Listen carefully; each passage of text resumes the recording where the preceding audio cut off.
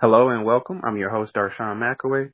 You're tuned in to Wow Podcast. By all means, go to wowpodcast.me. That's WOWPODCAST.me. Now, today we have a special guest. We have Yolanda Mukombe. She's here to talk to us about her latest book, Don't Forget Who God Is. Yolanda, how are you doing? Good morning. I'm doing well. How are you? I'm doing well. So, give me a little synopsis about Don't Forget Who God Is.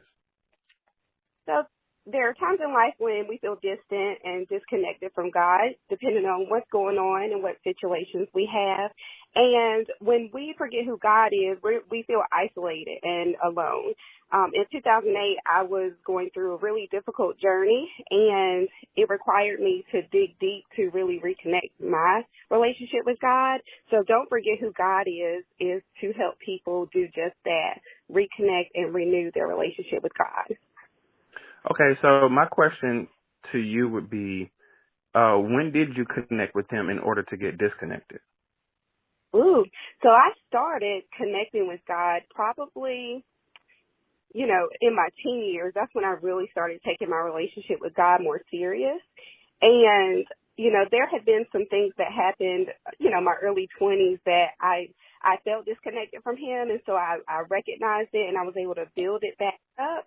But in 2018, it was a really rough time, and I really felt I had a baby in 2018, and the transition of trying to juggle the new responsibility of being a parent and also a wife, and trying to maintain parenthood with my husband. It was a transition. In addition to a few other things that happened, my husband had a medical incident that scared the life out of us, and then he got into a really bad car accident that kind of shook us to our core. So all of those things were happening back to back, and I really questioned, God, did you take your hand off us? Yeah. And I really had to, in that time, I had to work to not harden my heart towards God and really trust that everything that we were going through was for a greater purpose.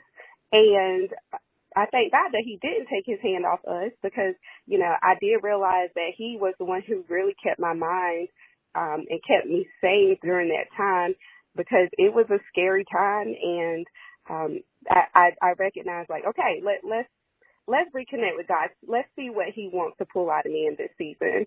So that is how I started to write this devotional. And I didn't know that that's what I was doing at the time. I just was simply sending out prayers because when I was trying to reconnect with him, I would just write out prayers and type them in my phone so I can review them later. And it turned into something much bigger than even just me. If you can recall, do you remember anyone teaching you about how to be a parent or how to be a wife? Not really. You see other people in their roles, but you don't have anybody to walk you through that. And so oftentimes we get to the point where a lot of Black women don't actually talk about these things. They just live in their lives, and then if something happens, it's like, oh, girl, well, you should have known that. And that's not really the case. It is very important to have those wise mentors, that wise guidance in your life to help you to navigate through parenthood, motherhood, and being a married woman. You can't do that. It's not for us to do by ourselves. And so that was also one of the things that I learned in going through my time in reaching out to people and asking them, being transparent and saying, listen, I don't know how to do this. This is kind of hard. It was much harder than I thought it was going to be. And having women then pour into me their wisdom and their experiences to help me push through. In writing this devotional, how has it helped your marriage? Oh, man. So those, number one, we've become a team. And so my husband has been a very vital part in me being able to have time in writing this devotional. We have a 2-year-old, so he takes on, making sure that the 2-year-old is occupied while I work on the devotional. And in addition to that, a lot of the lessons that are in this devotional, there are lessons that you have to go through in marriage, like forgiveness, grace, patience. Those are things that are in the devotional that you have to practice in a marriage. And so I can't be a hypocrite in writing about this. So I try to make sure that I am practicing these things while I am in this marriage. And my husband, because I am working on practicing these things, he responds to them. And we have conversations about this journey. And, we try to help each other on this journey as much as we can. Of course, we have our own individual things that we deal with, but this devotional really opened up a dialogue for us to have a better connection with each other, because we do have those things that we have to practice. So I think that has been one way this devotional has helped with my marriage. Yolanda, when you were like sitting down, just maybe daydreaming, what was that wow moment that God gave you to write this book? Like, what happened? So I was, when I actually decided to do it, I was talking to a coworker, and I was just coming out of that fog of everything happening at one time. And as I was sitting there talking to her, it dawned on me that a lot of why I was struggling so bad was because I forgot who God is, in his magnificence, in his graciousness, in his mercy. All of those things that God is, I didn't carry those things in my heart, and I didn't receive those gifts from him. And so in that moment, I said, I have to do this. I have to get this out, because that is what happens when I think we go through situations. We completely forget who God is. He has always had his hand on us. He has always taken care of us. And we forget that when we're going through stuff, because it doesn't feel like he's there. And we wonder, like, God, if you love us, why are we struggling? God, if you love us, why are we, not living our best lives right now? Why are we not progressing? Why are we stunted? And in that moment, you have to recognize that he is God, the same God who he was yesterday, the same God who will be today and tomorrow. And there's a level of accountability that we have to take to initiate and strengthen that relationship with him on an ongoing basis. Now, being a parent, what have you learned in these past 2 years of being a parent?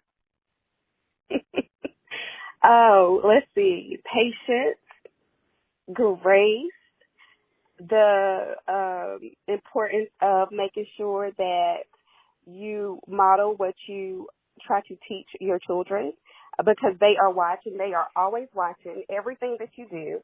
And, modeling those behaviors for them, so that when you try to tell them something, or you're trying to help them to grow to be better people, you actually are showing them and not just telling them. So you've been married for how long? 4 years. 4 years. And you have a 2-year-old. In your 4 years of marriage, to someone who's listening, how important is marriage to life? Marriage is important, but a partnership is more important. You can be married and not have a partnership. And the partnership is what keeps you together in the moments where you really don't want to be in that situation. The partnership reminds you that we're building something together. Marriage is a word. I think marriage is the legal ramifications of this union, but the partnership is really what solidifies whether or not you can actually make it, because it makes you lean into the other person. It makes you really check in to see, how can I help you? How can I be a better partner to you? How can I make sure that I'm being a good partner, so that we can grow together, we can build together, and we can do this life together? A lot of times, I think in growing up, you see the burden of you see these roles. And people are very strict in their roles. But in the reality of the situation, when you're married, roles can fluctuate. Roles can they can be fluid, and you have to lean in and maybe do something that you didn't think you could do at that point in time. But it's the basis of it is the partnership, and that's the importance of building with somebody. I think that marriage is a beautiful thing when you are actually serious about it, and when you're willing to dig in and go through the good and the hard times, and make sure that you invest in your marriage. So if you do go through a hard time, instead of just trying to figure it out on your own, really reaching out to your resources such as counseling, such as older couples who've been married for a longer time, really using your network and your resources to keep your marriage fortified and edified so that you can have a long-lasting and happy union. That's some great sound advice. So let's tell everybody where they could follow you on social media, possibly, and where to purchase your books. So I am on social media, YG Mukombe. That's Instagram and Facebook, and I just reactivated my Twitter again.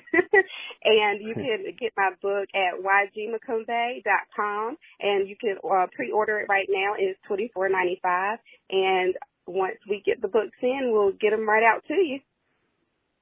Well, I'm your host, Darshawn McAway. We're talking to author Yolanda Mukombe. Her website is ygmukombe.com. Go check her out and follow her devotion. Yolanda, thank you so much for coming on to Wow Podcast. Thank you.